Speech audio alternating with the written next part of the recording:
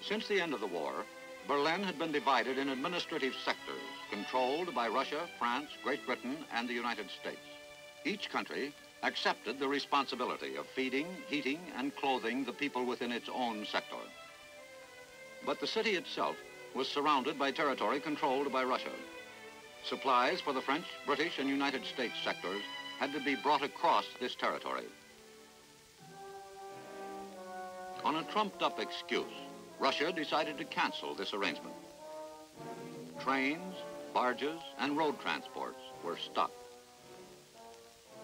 It appeared that the alternatives before the West were to leave Berlin ignominiously, or to stay and allow the people within the British, French, and U.S. sectors to starve.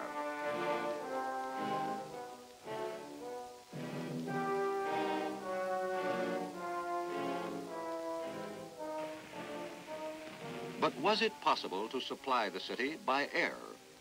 The population of Western Berlin was almost 2.5 million, and to supply a city of this size by air would mean mounting the biggest airlift of all time. The governments of the West decided to make the attempt.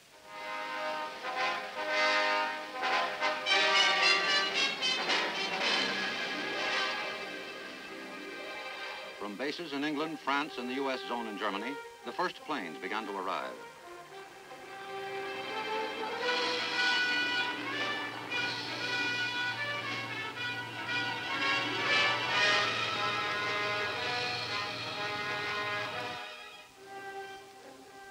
Stalin remained confident.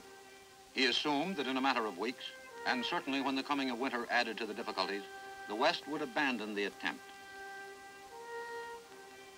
He had reason for optimism.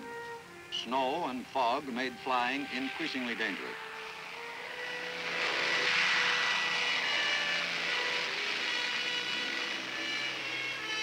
Shortage of fuel in Berlin brought factories to a standstill. Even in the West, there were many who doubted that the airlift could succeed.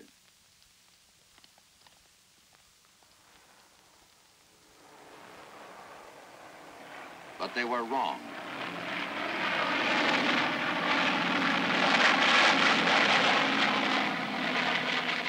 Throughout the autumn of 1948 and the winter of 48-49, the amount flown into the beleaguered city steadily increased.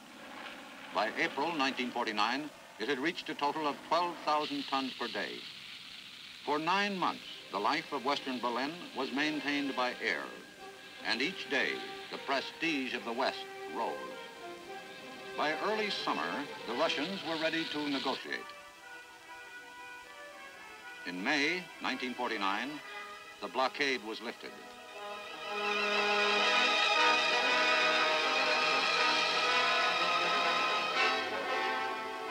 The policy of standing firm had been vindicated.